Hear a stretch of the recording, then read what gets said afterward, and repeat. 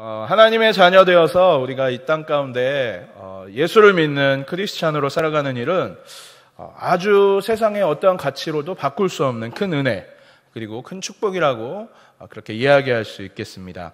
그런데 그 가운데에서도 하나님께서 사용하시는, 그리고 이 사람은 뭐 일할 때마다 또 뭐 사역할 때마다 뭘 해도 하나님께서 함께 하시구나라는 그 은혜들이, 그러한 고백들이 삶을 통하여 드러난다면 그보다 더 큰 영광과 은혜는 없을 거라고 생각합니다. 오늘 우리가 함께 읽은 본문에서는 그릇을 비유로 들면서 영광스러운 인생을 귀하게 쓰는 그릇이다라고 이렇게 표현해주고 있습니다. 똑같은 예수를 믿는 사람임에도 불구하고 어떤 사람은 귀하게 쓰임받는 그릇으로, 또 어떤 사람은 주인의 손에 멀리 떨어진 채에 한쪽 귀뒤에 있는 그런 인생으로 살아가는 그런 삶도 있다라는 것이지요. 그렇기에 어떻게 하면 우리가 주인이 쓰시는 귀한 그릇으로 사용될 수 있을까? 오늘 제목 그대로 나와 있는 것처럼 그 은혜들을 여러분과 같이 나누려고 합니다. 바울은 오늘 본문은 바울이 기록했는데 영적인 아들 디모데로 하여금 바로 그와 같은 그릇이 될 것들을 권면하고 있습니다. 주님께서 귀하게 쓰는 그릇이 되라, 디모데야, 이렇게 권면하고 있죠.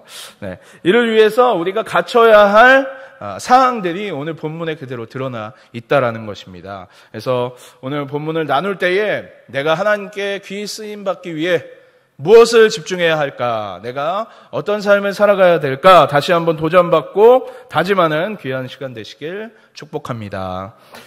바울은 외적으로는 교회와 그 성도들에 대한 박해, 고난의 위협이 계속되는 상황, 또 이 교회 안에서는 영지주의의 거짓 교사들, 그래서 잘못된 메시지들을 전하고 잘못된 그 교리들로 그 교인들을 미혹하고 있는 신앙 공동체, 그 상황 가운데에서 디모데에게 앞에 부분에 이어서 오늘 말씀들을 이렇게 권면하며 이야기하고 있죠. 2장 말씀에서 쭉 말씀해주고 있는 것입니다. 오늘 말씀은 우리가 읽은 20절부터 26절 말씀은 크게 두 군데로 둘로 나누어서 이렇게 볼 수 있습니다. 첫 번째는 20절과 21절 말씀, 바울이 그릇의 비유를 사용해서 디모데에게 교회의 구성원에 대한 목회적인 교훈, 그릇의 표현에서 어떻게 사용되어져야 할 것인가를 나타내주고 있고, 다음에 22절부터 26절까지는 첫 단락에서, 앞선 단락에서 요구된 주인이 귀하게 쓰는 그릇을 놓고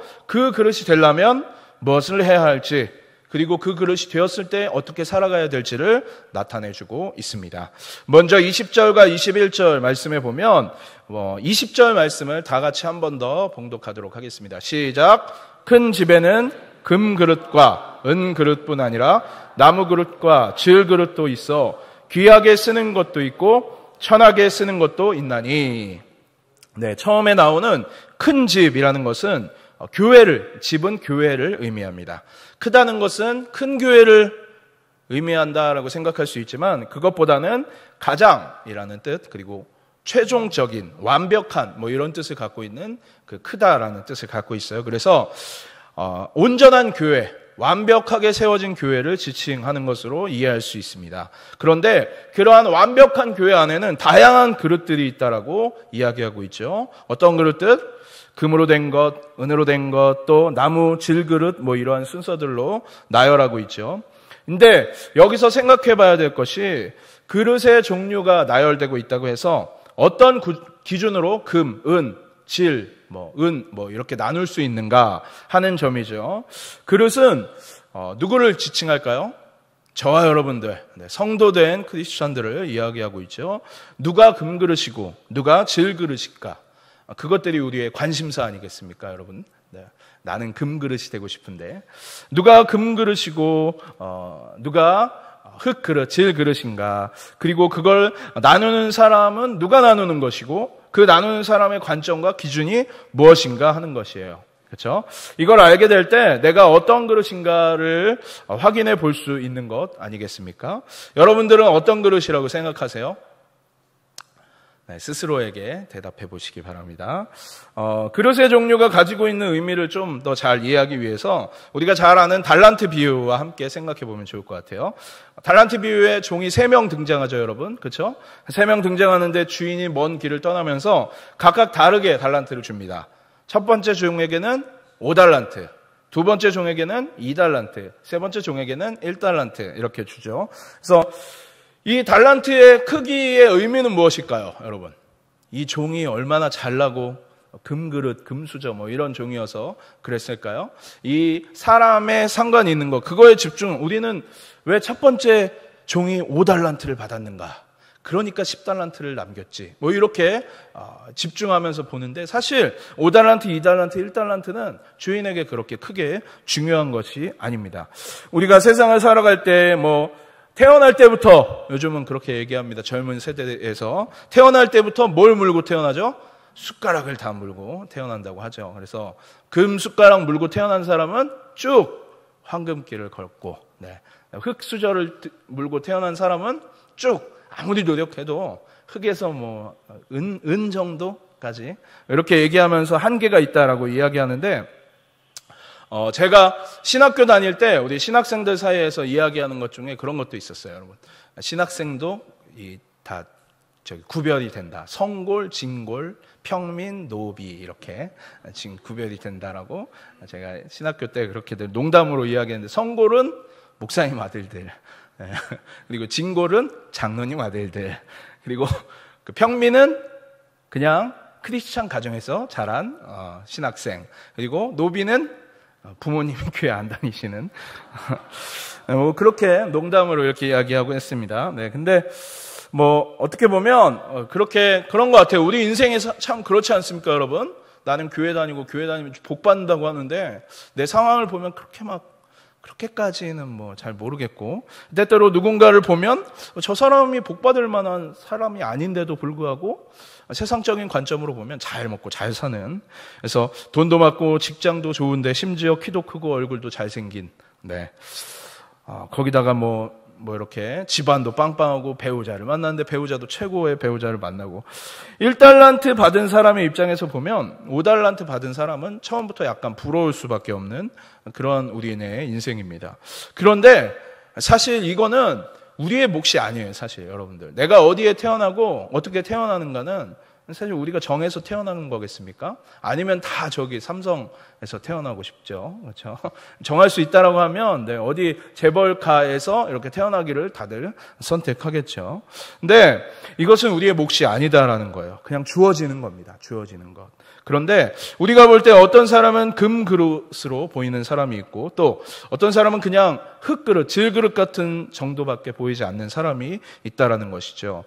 인간적인 생각으로 보면 왜 하나님께서 인간들한테 이렇게 차별적으로 처음부터 그렇게 대우하시는가, 왜 이렇게 차별이 존재하는가, 이것들을 정하신 분이 분명 하나님이실 텐데 원망스럽기도 하고 의문이 들 때도 있습니다. 그런데 사실 여러분들, 제가 여기서 신학적으로 그런 인간사들을 풀어서 다 설명할 수는 없지만 이게 바로 하나님께서 우리 인간들에게 주신 인간들의 삶이다라는 거예요. 살아가는 우리의 삶은 우리의 눈으로 볼 때는 어쩔 수 없는 불평들과 불합리들이 존재할 수밖에 없습니다. 우리의 관점으로 볼 때는 내가 좀 덜 가진 것 같고, 이런 면에서 내가 좀 더 잘날 수 있는데 저 사람은 나보다 덜 한 것 같은데 왜 나는 그렇게 될 수 없는가? 그런데 중요한 것은 하나님이 보실 때도 과연 우리가 흔히 말하는 금수저, 금그릇이라고 이야기하는 그 사람들이 하나님의 관점에서도 더 뛰어나 보이냐라는 것입니다. 하나님이 인간을 창조하셨는데, 인간을 창조할 때 성경 말씀에 뭘 얘기하고 계십니까? 하나님의 자녀들, 하나님의 말씀으로 살아가는 사람들, 하나님의 헌신된 하나님 나라의 교회를 위해서 헌신된 사람들에게 하나님 분명 더 축복하신다라고 말씀하시는데, 여러분, 그러면 교회 다니는 사람은 다 잘 살아야 되고 다 부자가 돼야 되고, 물론 다 우린 부자죠, 그렇죠? 그렇긴 한데 그것이 하나님의 관점에서는 그렇게 중요하지 않다라는 거예요, 여러분들. 내가 얼마나 월급을 많이 받고 11조를 많이 하고 제가 얼마 전 설교에서 이야기했던 것처럼 BY가 11조를 얼마? 1,000만 원. 그렇죠? 1,000만 원. 그렇죠? 11조를 1,000만 원. 하는 그런 것이 축복받는 삶이고, 그렇지 못한 삶은 좀 덜 축복받는 건가? 하나님의 관점에서도 과연 그러한 것인가? 만약 하나님의 관점에서도 하나님께서 보실 때도 돈 많이 벌고 11조 많이 하는 사람이 하나님 나라에서 더 높은 사람이라고 여긴다면 우리는 항의할 수 있어요. 우리 충분히 항의할 수 있죠. 제가 이렇게 살아왔는데 주님, 목사들은 그럼 다 잘 살아야죠, 목사님. 아니, 하나님, 제가 이렇게 하나님께 항의할 수 있을 것 같아요. 그렇죠? 네. 목사님들은 다 축복받고 다 떵떵은 재벌가 아니라 재벌처럼 살아야죠. 하지만 하나님의 관점은 그렇지 않다라는 겁니다, 여러분. 하나님 보실 때는 그냥 돈 많이 벌고 그냥 우리 인간의 삶으로 바라볼 때 축복받고 잘 사는 삶이 그것이 금그릇, 은그릇, 질그릇을 정하지 않는다라는 것입니다. 우리가 무엇으로 태어나고 무엇이냐가 아닌 어떤 재질의 그릇으로 살아가느냐가 아닌 우리가 오늘 말씀해 보면 이야기하고 있는데 과연 깨끗한 그릇인가? 주님께서는 그걸 보신다라는 것이에요.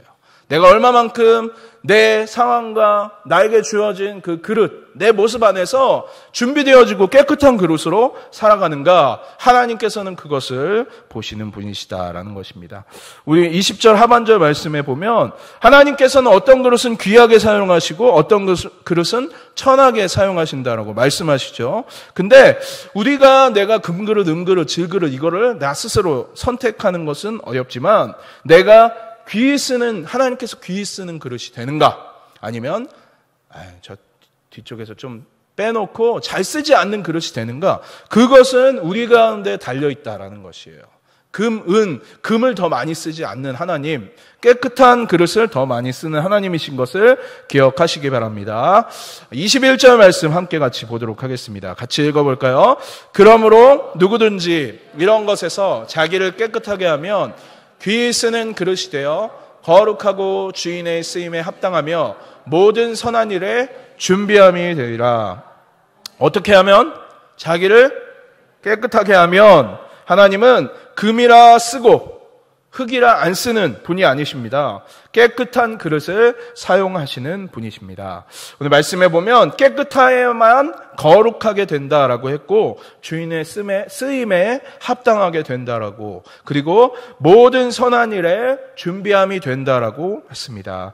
다시 한번 말씀드립니다. 여러분들, 주인 되신 우리 하나님 반드시 깨끗한 그릇을 오늘도 찾고 계십니다. 여러분들 모두가 금그릇, 은그릇에 우리가 집중하지 않고 내가 얼마나 정결하고 깨끗한 그릇인가를 바라보며 살아가시길 축복합니다. 이 안에는 세 가지의 이유가 있습니다. 깨끗한 그릇을 사용하시는 이유. 첫 번째는 깨끗한 그릇이 거룩하기 때문입니다.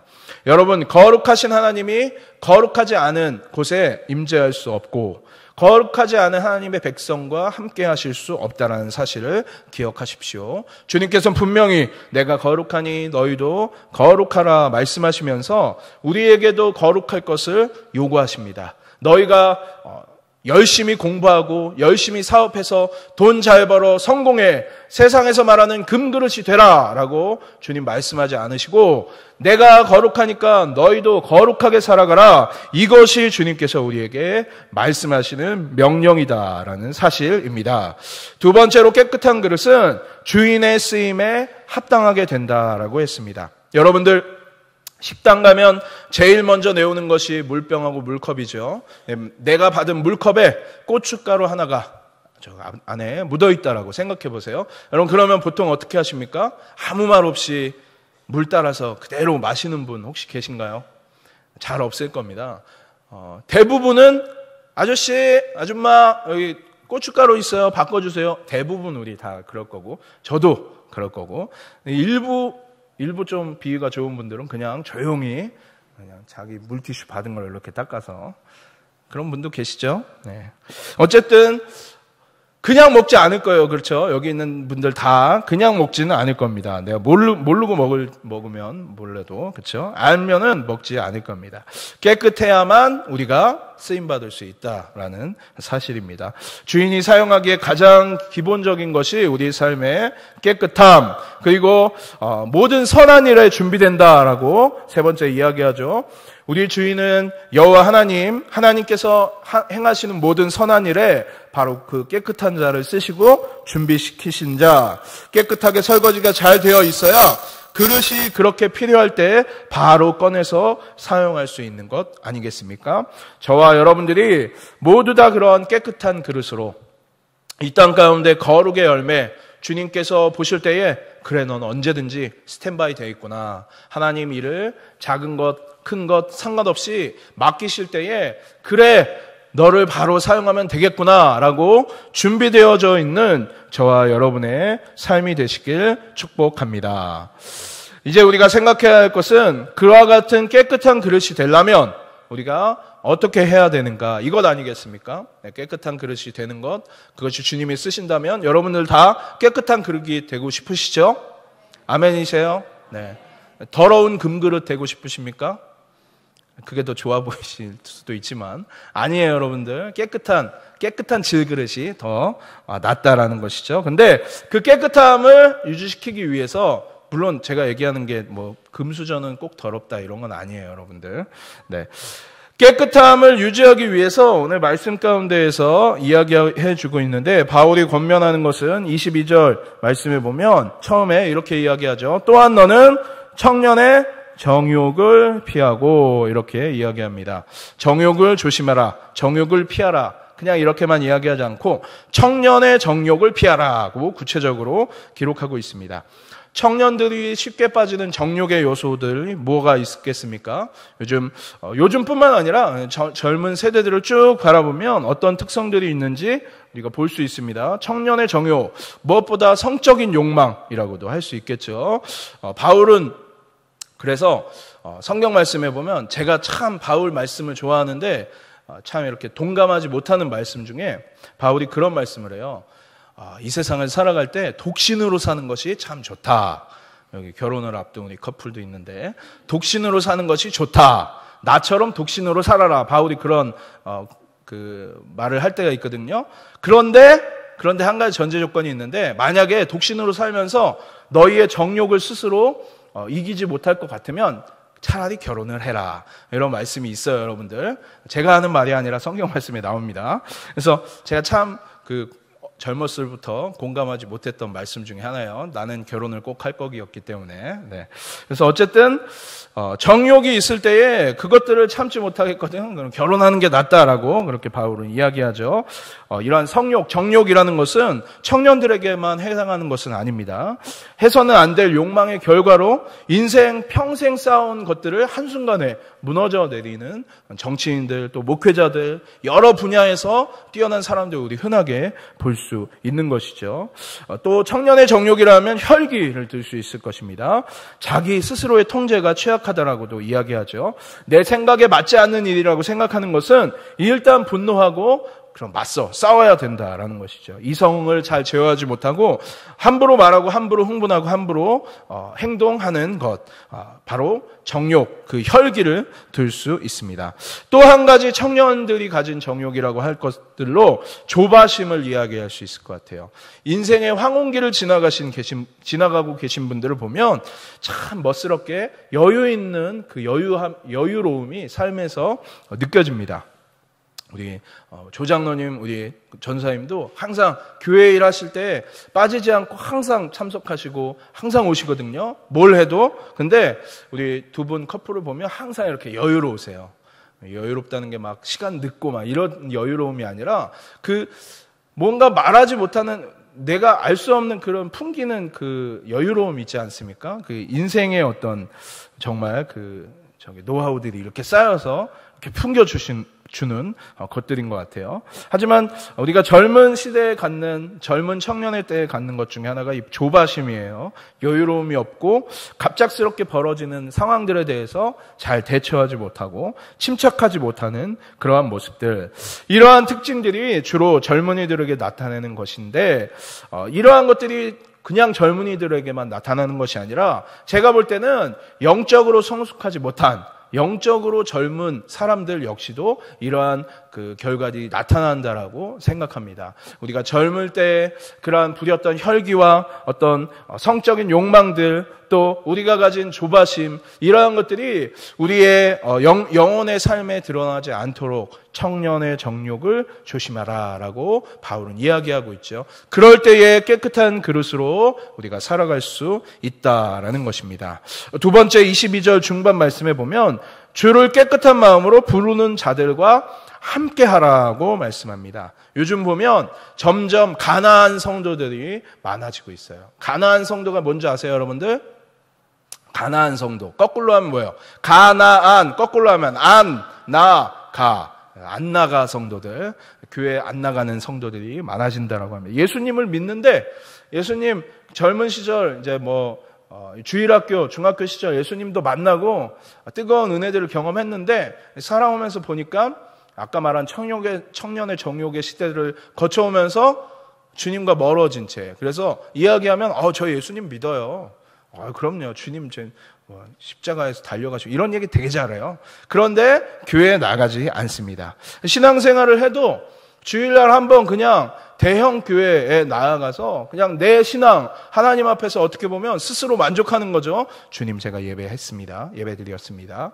주님 오늘도 채웠습니다. 1시간 하고 그냥 예배 가운데 나오는 것으로 자기의 신앙의 만족함을 두고, 누구를 위한 예배인지 모르겠어요. 자기 혼자 만족하고 한 주간 주님과 아무 의미 없는 삶으로 그렇게 살아가다 나오는 가나안 성도들. 그런데 주님께서는 깨끗한 그릇이 되기 위해서 오늘 바울이 이야기하고 있는 것은 바로 그 준비된 자들, 신앙의 여정을 같이 나아가는 사람들과 함께 하라라고 분명히 말씀하고 있다라는 것입니다. 여러분들, 그 함께하는 자들이 어디 있습니까, 지금? 여러분, 앞뒤에, 양 옆에 있음을 기억하시기 바랍니다. 여러분들 깨끗한 그릇으로 주님께 사용되어지는 하나님의 축복이 더해지는 삶을 원하신다라면 우리가 함께하는 우리 교회 성도들과 같이 신앙생활 함께 나아가며 어려운 일이 있을 때 함께 힘들어하고 또 기쁜 일이 있을 때 같이 나눌 수 있는 믿음의 공동체로 주께 같이 나아가시길 축복합니다. 하나님도 이 땅 가운데에서 인간을 창조하실 때에 결코 혼자 인간을 창조하지 않으셨어요. 우리가 잘 아는 창세기 1장 26절 말씀에 보면 하나님이 이르시되 우리의 형상을 따라 우리의 모양대로 우리가 사람을 만들고 내 형상을 따라 내 모양대로 내가 사람을 만들고 라고 말씀하지 않고 우리의 형상을 따라 우리의 모양대로 우리가 사람을 만들자 말씀하셨죠. 이것이 복수를 나타내는데 바로 성부, 성자, 성령 삼위일체 하나님을 드러내주고 있습니다. 하나님은 천지를 창조하시는 그 사역 현장 가운데에서도 혼자 사역하지 않으시고 함께 삼위의 하나님께서 같이 공동체로 일하셨다라는 사실이죠. 여러분들 공동체 안에 있는 것이 여러분 좀 불편하실 때가 있어요. 뭔가 교회 가는 것이 좀 불편하고 사람들 보는 것이 어렵고, 여러분 그럴 때가 찾아오면 점검해 보시기 바랍니다.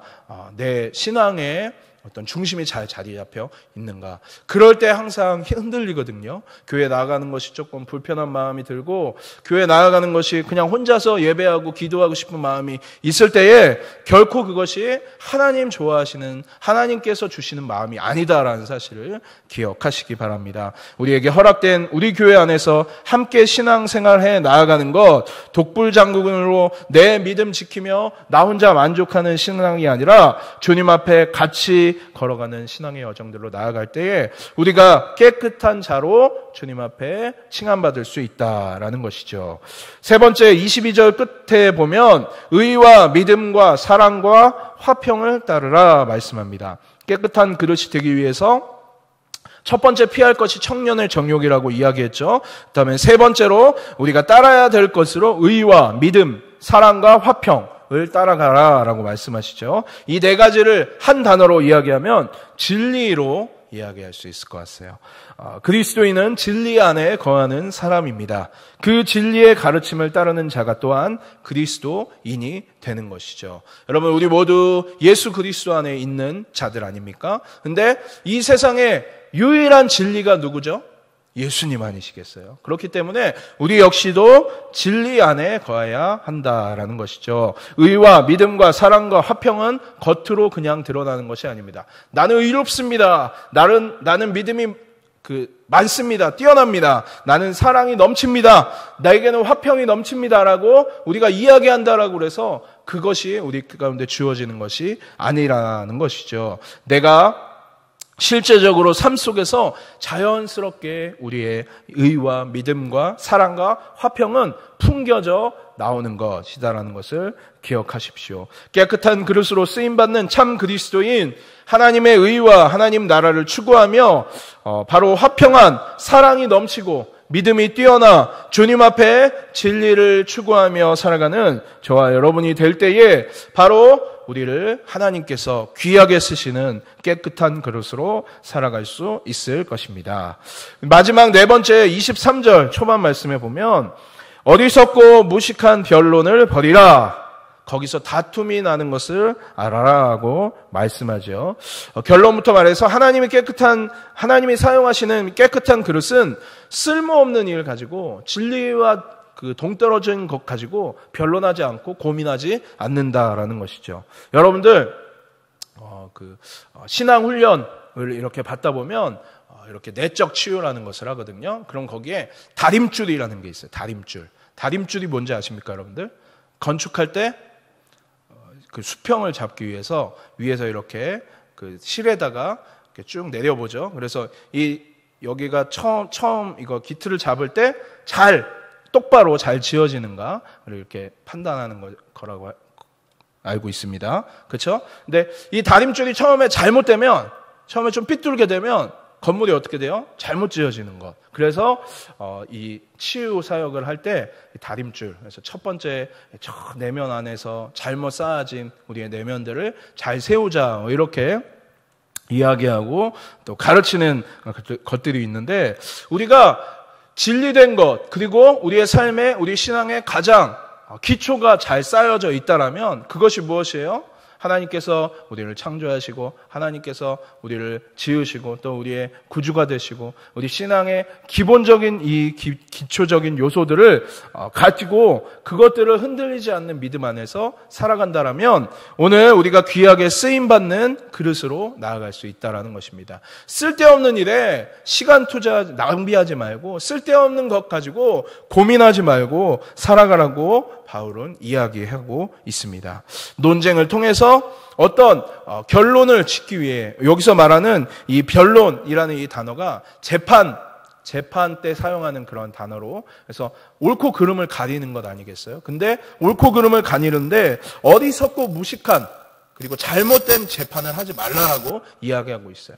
정답은 정해져 있는데 그것 가지고 우리가 쓸데없는 씨름에서 벗어나자라는 것입니다. 우리 신앙 안에, 우리 믿음 안에 말씀으로 기록된 우리 신앙의 기초들을 우리가 잘 쌓아 나가는 것, 그것이 무엇이에요, 여러분들?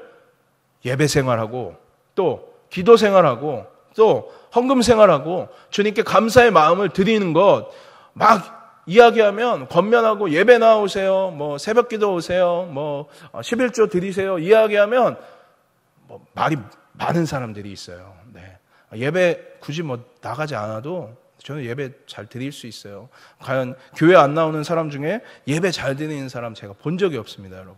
그렇게 이야기하는 사람들 있고, 기도 생활하세요 하는데 뭐 삶이 기도죠, 이렇게 이야기하는 사람 중에 기도 제대로 하는 사람 본 적이 없습니다. 네. 헌금 하나님께 정해진 11조 드리고 헌금 생활 잘하세요 라고 하면 무슨 헌금 11조는 무슨, 그거 그렇게 안 해도 괜찮습니다 라고 하는 사람 중에 제대로 복 받는 사람 제가 본 적이 없습니다.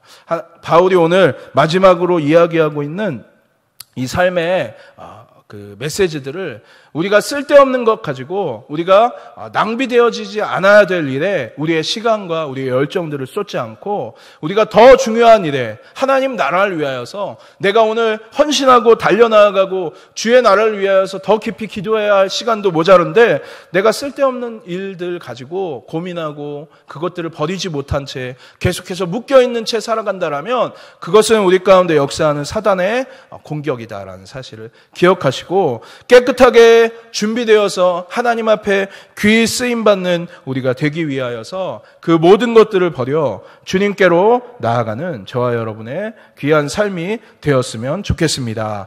오늘 우리가 깨끗하게 쓰임받는 그릇이 되기 위해서 4가지 말씀을 드렸어요. 첫 번째 무엇이었죠? 정욕을 버려야 하는데 청년의 정욕을 버리라고 말씀하고 있습니다. 그리고 주 앞에서 함께 나아가는 자들과 같이 나아가야 된다라는 것이죠. 그리고 진리를 따라 나아갈 때에 마지막으로 우리의 믿음에 흔들림 없이 우리의 신앙의 기초들을, 우리의 신앙의 여정들을